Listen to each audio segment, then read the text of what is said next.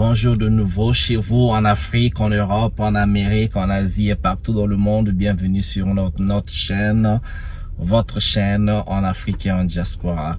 On va parler de la Cour pénale internationale. J'espère que vous suivez les nouvelles politiques. Vous savez que depuis un moment ou bien peut-être depuis toujours, nous avons toujours une guerre qui se passe quelque part dans le monde. Ok, pourquoi est-ce qu'on va parler de la Cour pénale internationale? On parle de la Cour pénale internationale aujourd'hui parce que les Américains ont décidé de sanctionner la Cour pénale internationale. C'est pas intéressant, non? En même temps, ça fait peur quand même. Mais bon, on va essayer d'analyser. La Cour pénale internationale, CPI, en anglais, on dit International Criminal Court, donc ICC. Et donc, cette cour a été créée à la sortie de la Deuxième Guerre mondiale. Donc, après la Deuxième Guerre mondiale, les pays du monde se sont retrouvés pour dire que il fallait arrêter, il ne fallait plus que ce genre de situation, ce genre de catastrophe arrive à la planète. Il fallait donc mettre des garde-fous. Il y avait eu le procès de Nuremberg. Donc pendant le procès de Nuremberg, qui avait bien sûr déclenché la création de la Cour pénale internationale. Le procès de Nuremberg, c'était le procès là où il fallait juger les généraux, les officiels, en fait, les nazis, ceux qu'on avait capturés, les Allemands qu'on avait capturés, nazis du régime d'Hitler. Et donc, il fallait donc les sanctionner comme il fallait et donner des sentences à ceux qui étaient responsables de ceci ou de cela. Et donc, la Cour pénale internationale était née pour permettre une poursuite judiciaire aux criminels de guerre ou aux criminels, il faut dire, à l'échelle internationale. Et donc, ça concernait ça devait concerner tout le monde un peu.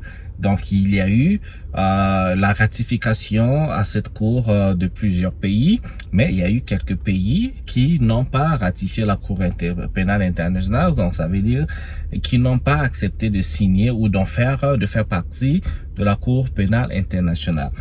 Ce qui est déjà dangereux parce que l'un des pays qui n'a pas ratifié la Cour pénale internationale ici, c'est le pays le plus puissant du monde. Et donc là, vous savez déjà, je crois, de part, bien sûr, on parle des États-Unis d'Amérique, qui ne font pas partie de la Cour pénale internationale.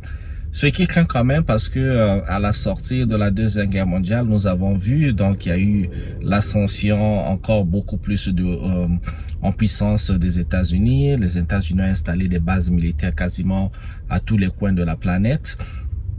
Et les États-Unis ont renforcé la puissance de leur monnaie, le dollar. Les États-Unis carrément est devenu la première puissance économique, première puissance puissance militaire, pendant que il y a eu la dislocation de l'Union soviétique et donc par ipso facto la réduction de la puissance de la Russie qui était en ce temps-là donc un peu affaiblie économiquement, un peu militairement, parce que n'oubliez pas que la Russie a participé de beaucoup plus que même les États-Unis à cette guerre, parce que c'est eux qui ont vu leurs soldats tués, c'est eux qui étaient vraiment sur le terrain pendant que la guerre se faisait en Europe, mais pas aux États-Unis, puisque là-bas il n'y a jamais eu la guerre en dehors de leur guerre civile qu'ils avaient eu au siècle dernier. Donc c'est maintenant, donc la Cour pénale internationale devait donc servir de garde-fou, de pouvoir rétablir un peu l'ordre pour empêcher qu'on retombe dans des histoires de tuerie, de génocide à une grande échelle. Et donc récemment on a vu que il y a eu des guerres. Vous avez vu, il y a eu la guerre en Irak, les États-Unis qui avaient attaqué l'Irak pour déposséder Saddam Hussein. Il y a eu des guerres un peu partout, la Libye.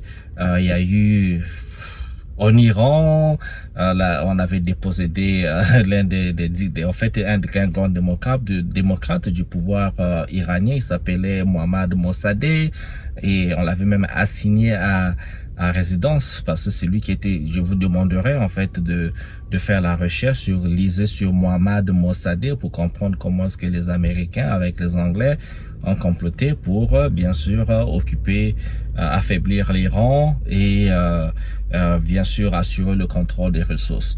Et donc la coupe, il y a eu récemment donc on peut aller, hein, on peut repartir dans les guerres. Donc récemment c'est donc la guerre entre la Russie et l'Ukraine. Donc la guerre entre la Russie et l'Ukraine qui dure maintenant, on va maintenant à plus de 2 ans. Et vous avez vu que l'an dernier, la Cour pénale internationale avait donc émis un mandat d'arrêt international contre le président Vladimir Poutine. Et l'une des raisons, c'était que Vladimir Poutine, la Russie avait enlevé des enfants. Donc, des enfants étaient abducted. Donc, on avait enlevé, il y a eu donc un enlèvement des enfants ukrainiens qu'on a emmené en Russie, que c'était pas du tout normal. Donc, c'était ça qui avait donné une raison ou peut-être un alibi pour émettre donc le mandat d'arrêt contre Vladimir Poutine. Donc, si Vladimir Poutine mettait pied dans l'un des pays qui avait ratifié donc le traité de la Cour pénale internationale, il devrait donc être arrêté et donc remis à la Cour pénale internationale pour affronter la justice. Et alors, juste quelques temps après, il y a eu donc une escalation de la guerre entre Israël et la Palestine et plus précisément à Gaza. On a vu une attaque du groupe politique Hamas. Aujourd'hui, le groupe politique est appelé groupe terroriste parce que si vous lisez bien l'histoire, Israël avait même aidé dans la formation du groupe du Hamas qui était un groupe politique au départ. Mais aujourd'hui, comme vous savez, hein, quand vous faites pas leur volonté, vous devenez des terroristes. N'oubliez pas, même Nelson Mandela qui est célébré aujourd'hui, dans le temps il était terroriste. Partout dans les journaux de l'Angleterre avec la chancelière, dans leur premier ministre dans le temps, Margaret Thatcher, et il était sur la liste des terroristes, Mandela qui est célébré aujourd'hui. Donc, tout de suite, quand le Hamas a attaqué Israël, il y a eu, je crois, 1200 morts. Donc, après les 1200 morts, il y a eu donc rétaliation de Israël, et Israël est allé attaquer la Palestine. Jusqu'aujourd'hui, on parle, nous sommes à plus de 40 000 morts. Il y a eu 1200 morts du côté palestinien. Bien sûr, hein, nous ne sommes pas ici en train de dire que le Hamas avait raison d'attaquer la peine de tuer parce qu'on sait que tuer c'est mauvais. Ok, toute personne qui commet un crime doit être condamnée parce que c'est jamais ok de démarrer une guerre, c'est jamais ok de commettre des meurtres. Mais la rétaliation de Israël sur la Palestine, les gars, c'est carrément, c'est normal. Vous avez vu l'Afrique du Sud qui a porté plainte au niveau de la Cour pénale internationale, accusant Israël de génocidaire. Donc, ils sont en train de commettre un génocide, on les accuse. Et il y a jusqu'aujourd'hui le procès en cours, le procès en cours, en fait, la situation toujours en cours d'analyse jusqu'à voir comment est-ce que Israël sera traité et surtout Netanyahou sera traité à juste crime. Et donc, et depuis cette guerre, il y a eu, c'est désolant, c'est une situation très catastrophique parce que Gaza, c'est une population très jeune, la population la majorité des populations en fait, c'est des jeunes qui ont moins de 20 ans.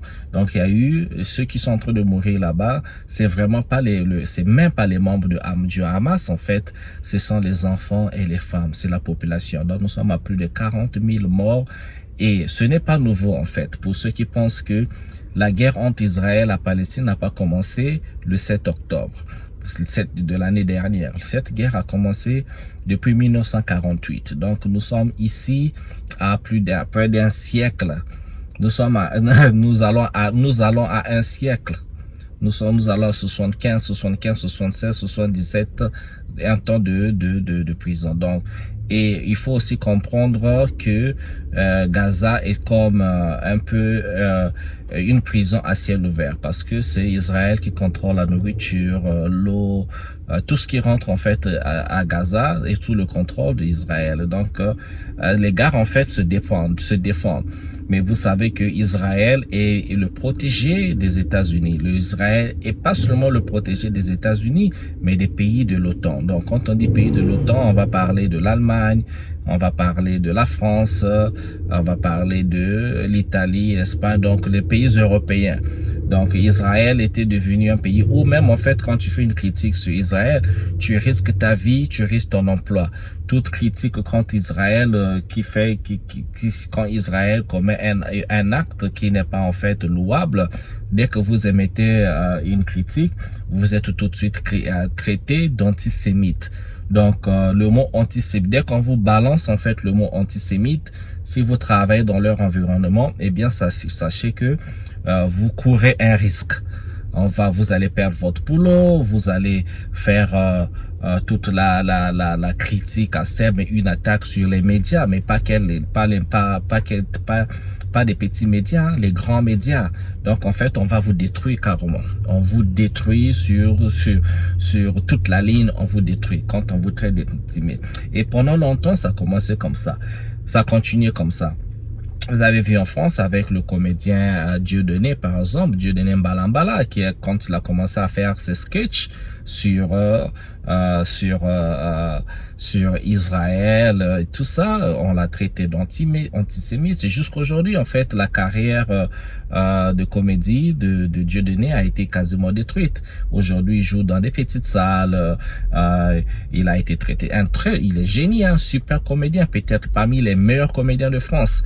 Il n'y a pas beaucoup de comédiens en France, en fait, qui arrivent à s'achever. Mais aujourd'hui, vous voyez que il joue toujours à guichet fermé, mais il peut pas faire des grandes salles, il peut pas passer dans certaines mairies parce que c'est vraiment la chasse à l'homme. La chasse aux sorcières, ou sinon dire la chasse aux sorciers. Et donc, aujourd'hui, pour revenir sur Israël et le Gaza, on a la Cour pénale internationale, au vu des massacres, parce que il y a la famine aujourd'hui à Gaza. Et il y a eu des attaques sur Rafah. Vous avez vu juste à peine quelques jours, nous sommes à plus de 100 morts à Rafah, qui est juste encore une autre localité juste sur cette bande de Gaza. Et donc, la Cour pénale internationale a émis un mandat d'arrêt contre, comment il s'appelle déjà, Benjamin Netanyahu, qui est le premier ministre d'Israël. Donc, c'est lui qui est le mastermind de la tuerie, vraiment, c'est un génocide en cours. Il y a des protestations partout, hein. Il y a des milliers de gens qui protestent partout dans le monde. Et même aux États-Unis, il y a des protestations. Aujourd'hui encore, aux États-Unis, en Californie, à l'université Stanford, on a arrêté 70 étudiants qui protestaient contre cette guerre d'Israël contre Gaza, et qui protestaient donc pour le soutien de la Palestine. 70 étudiants de l'université Stanford. Écoutez les gars, l'université Stanford, c'est l'une des plus grandes universités du monde. Après Harvard, Stanford, les Oxford, les Yale, je dis bien, de la planète Terre, l'université Stanford, c'est l'une des plus grandes universités. Donc, on se dirait peut-être que, bon, ceux-là qui nous vendent la liberté d'expression, la démocratie, vous allez vous dire que non, mais il y aurait ça, au nom de la liberté d'expression, eh bien, les étudiants auraient le droit de s'exprimer, le droit de dire très haut et fort, d'arrêter par exemple la guerre. Il faut un cessez-le-feu. Tout ce qu'on demande, c'est le cessez-le-feu. Mais ils ont été arrêtés, et beaucoup de gens ont été arrêtés partout, l'université Berkeley, un peu partout aux États-Unis, et les protestations, c'est partout, ça se déroule. Mais vous remarquerez que les mainstream médias, les médias mainstream, donc les médias majeurs, n'en parlent pas, et vous voyez que ce monde est bien sous le contrôle d'une petite élite. Donc, pour revenir encore sur ce mandat d'arrêt émis contre Benjamin Netanyahu, les États-Unis se sont tout de suite prononcés. OK. Avant de continuer, regardons quelques de ces vidéos. Ce sont donc les paroles ici des discours des officiels américains qui se prononcent en fait pour sanctionner la Cour pénale internationale. On revient tout de suite. La Cour pénale internationale, la CPI dont on parle beaucoup en ce moment, est dans le viseur des élus américains. Oui, qui ont voté cette nuit à la quasi-unanimité des élus républicains et à 20% tout de même des élus démocrates, une résolution, vous le disiez, qui appelle à sévir très sévèrement contre tous les magistrats de la Cour pénale internationale qui seraient associés de près ou de loin à l'émission de mandats d'arrêt contre Benjamin Netanyahu et Yoav Gallant. Donc la résolution et son porte-parole dit qu'Israël, que les États-Unis se tiennent auprès d'Israël et qu'ils n'accepteraient pas, je cite, que des bureaucrates internationaux délivrent des mandats d'arrêt contre des amis des États-Unis pour des crimes inexistants.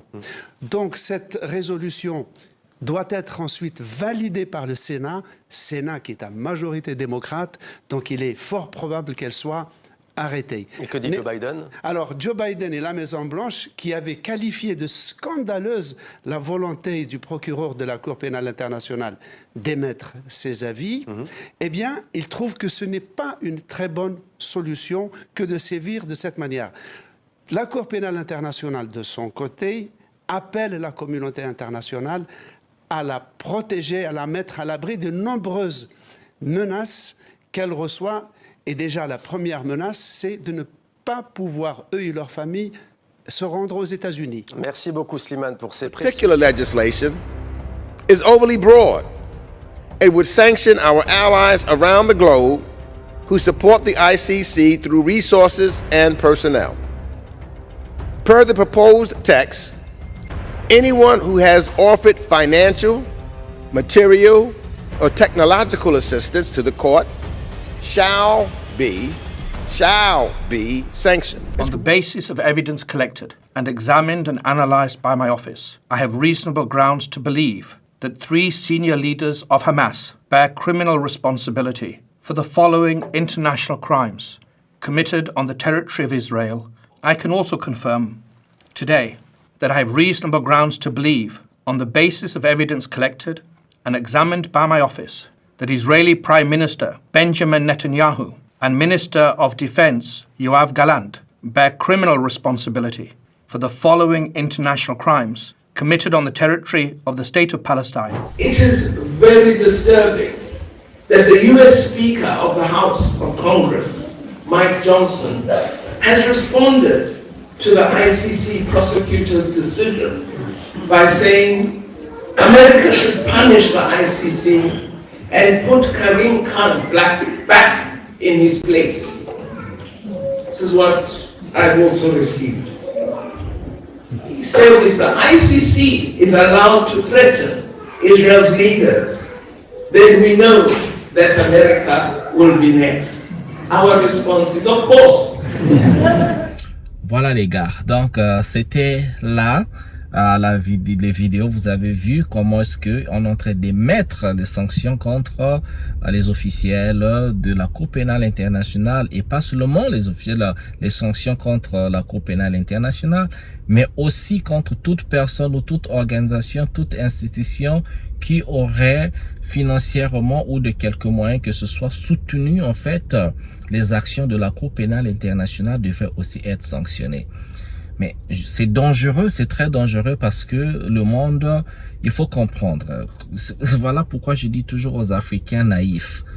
Les Africains qui sont toujours naïfs, ils pensent que oui, les Occidentaux, ce sont eux qui vont nous sauver, ce sont eux qui vont... Non, je vous dis, l'esclavage n'est jamais terminé, ça a changé de forme. La colonisation n'est jamais finie. Même quand on dit colonisation, néocolonisation, ça change de forme. Pendant que vous dormez, Il y a des gens qui réfléchissent chaque jour, chaque nuit à votre avenir. Ils viendront avec des termes, avec des expressions, avec des institutions, avec des entités politiques, économiques, des entités culturelles. Ils viendront sous le label de la démocratie, label des droits de l'homme, de la paix, de tous ces noms, tout ce que vous connaissez. Mais quand la Cour pénale internationale a été créée, qui est passé à la Cour pénale internationale? Comme toujours, on est comme naïfs que nous sommes, comme d'habitude, on intègre toujours toutes les histoires que les Occidentaux créent, nous intégrons toujours. Mais quelques temps après, on a remarqué, mais les gars qui sont jugés à cette Cour pénale internationale, la majorité, c'est les Africains. Si c'est pas les Africains, c'est peut-être les gens qui sont, en fait, les gens qui viennent des pays colonisés. En Afrique, en Amérique latine, s'il y a eu un gars, j'ai oublié son nom, mais lui vient de l'Europe de l'Est, donc la Russie là. Déjà, comme vous voyez, la Russie, ils sont pas considérés comme les Occidentaux. Depuis longtemps, il y a toujours eu des relations conflictuelles entre ceux qui se disent occidentaux et ceux qui sont à l'Europe de l'Est là-bas. Donc, les Slaves là, les Slaves, Ukraine, Finlande, Lettonie, Lituanie, tous ces pays-là, ils n'ont pas, culturellement, ils sont différents de ceux qui sont un peu au sud, donc ou encore à l'est ou à l'ouest.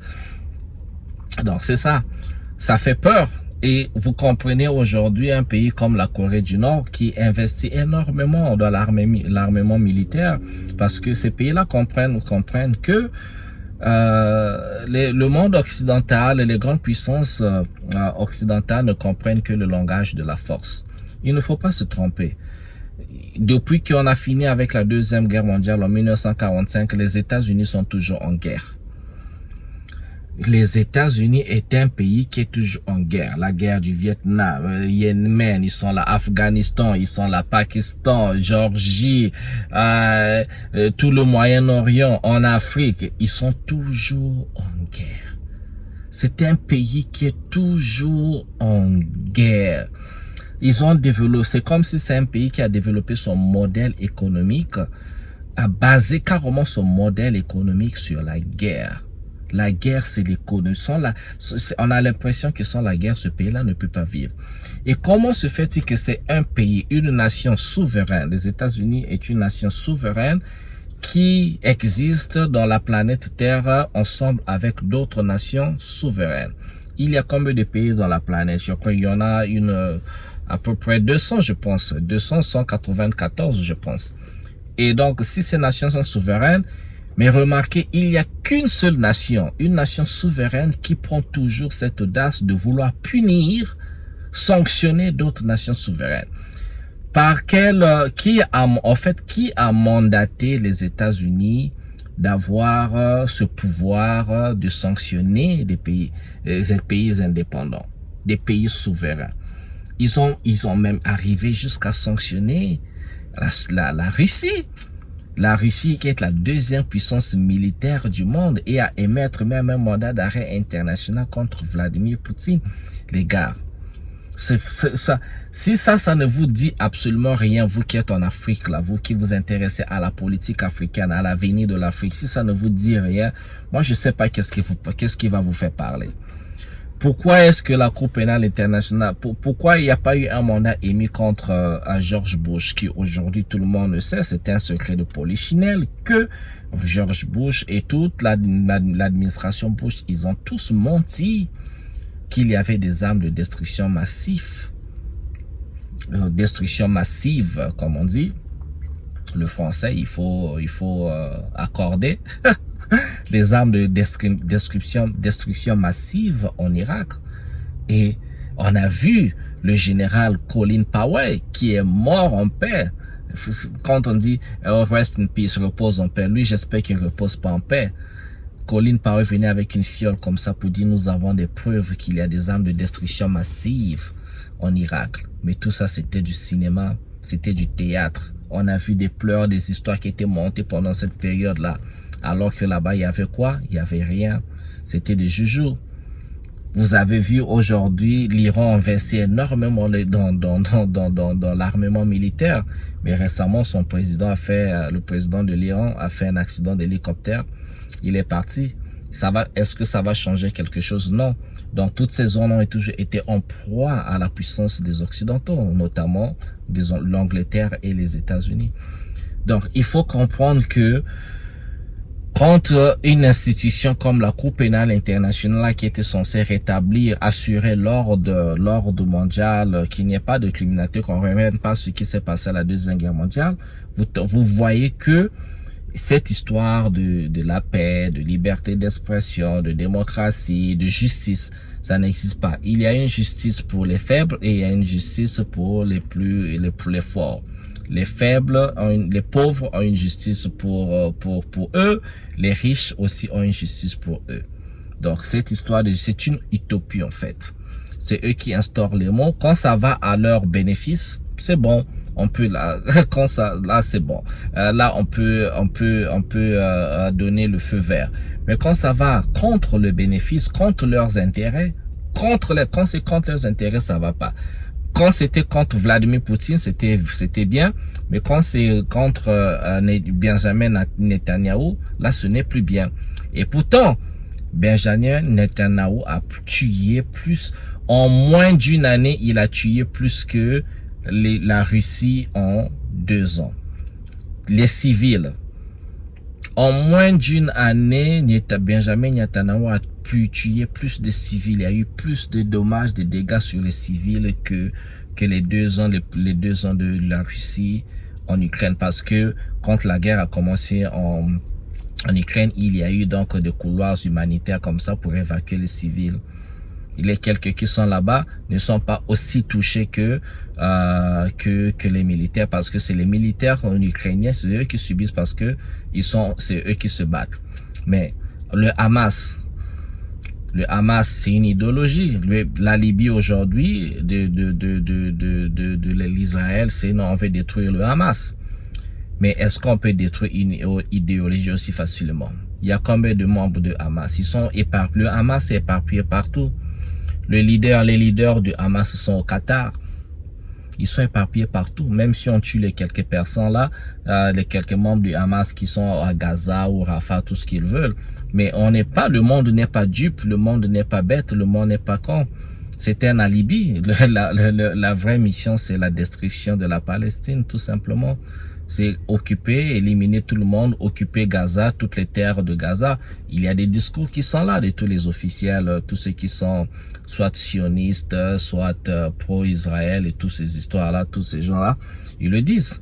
L'objectif final, c'est juste éradiquer tout le monde de la surface de Gaza, de Rafah et qu'ils occupent. Encore, vous avez vu les États-Unis, membres du Conseil de sécurité de l'ONU. L'ONU est encore une organisation en faillite depuis, je sais pas, des décennies déjà, peut-être depuis toujours, puisque les États-Unis, c'est eux qui ont le maître mot. Vous avez vu que les États-Unis a bloqué la résolution de l'ONU de cesser le feu. Donc, l'ONU qui dit qu'il faut un cessez-le-feu à Gaza, les États-Unis a imposé son veto, puisqu'il y a 5 pays dans le Conseil de sécurité de l'ONU qui ont un veto. Les États-Unis ont bloqué carrément la résolution de cessez-le-feu à Gaza. Et il y a eu encore une résolution où la Palestine devait devenir membre de l'ONU, du Conseil de sécurité de l'ONU. Donc, les États-Unis ont aussi bloqué ça.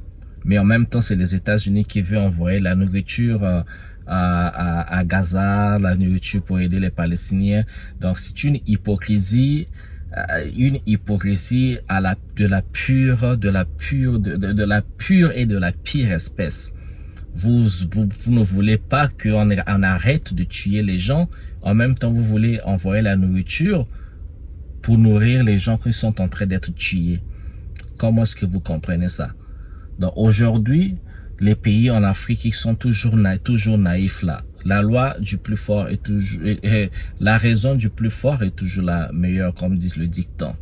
Si vous n'investissez pas dans l'armement militaire, vous ne trouvez pas déjà les partenariats avec ces gens-là, il faut oublier. Et si en Afrique, vous n'arrivez pas en Afrique, on n'arrive pas à trouver nos moyens à nous de nous défendre, à fabriquer nos armes à nous, à utiliser nos têtes, nos propres sciences pour développer des choses que même eux n'ont pas. Je vous dis les gars, la colonisation n'a jamais terminé, ça change juste de forme. Parce que à la fin, quand vous rejoignez ces histoires, leurs histoires là, leurs organisations, tout ce qu'ils font, tout ce qu'on crée, que les gens vont rejoindre là, vont adhérer. Mais qui a le mot final? Qui est toujours dominant? Ce sont toujours eux qui sont dominants dans ces histoires-là. Ce sont toujours eux qui ont les mots maîtres mots. Ce sont toujours eux qui ont les financements. Ce sont toujours eux qui dominent. Vous êtes là juste pour les accompagner comme des figurants. Et donc, cette domination doit être assurée. Et la domination, aujourd'hui, en fait, c'est très clair comme de l'eau que c'est un monde, peut-être c'est ce qui parle de nouvelle ordre mondial, peut-être que c'est de ça qu'il s'agit, cette nouvelle ordre mondial, qui c'est de tout simplement signer officiellement et dire officiellement à toute la planète que vous êtes nos esclaves, c'est nous qui vous disons ce que vous donnons à boire, à manger, c'est nous qui disons, on décide de votre vie et de votre vie et de votre mort, on décide de tout sur vous. Et parfois ça se fait, vous ne vous rendez même pas compte que ça se fait. Donc voilà, c'est là où nous sommes nous sommes en fait au précipice de la 3e guerre mondiale. C'est eux les Européens qui ont commencé la 1re guerre mondiale, c'est eux qui ont encore commencé la 2e guerre mondiale, ou c'est encore eux qui nous emmènent dans la 3e guerre mondiale. Parce que quand ces armes nucléaires là vont être déclenchées à la fois, c'est la fin de la planète. Et encore, on va espérer que nous, les Africains et les Latinos, ceux qui ont colonisé, viendront sauver le monde. On va espérer. Ou on va espérer encore que le leadership africain va prendre une certaine conscience pour pouvoir travailler pour l'Afrique. Sinon, je vous assure, on va mourir sans avoir existé. Je vous remercie. Merci de m'avoir suivi. On se retrouve à une prochaine vidéo. Aimez, commentez dans le respect, partagez, abonnez-vous. On se retrouve. Et bien le bonheur chez vous. Ciao, ciao.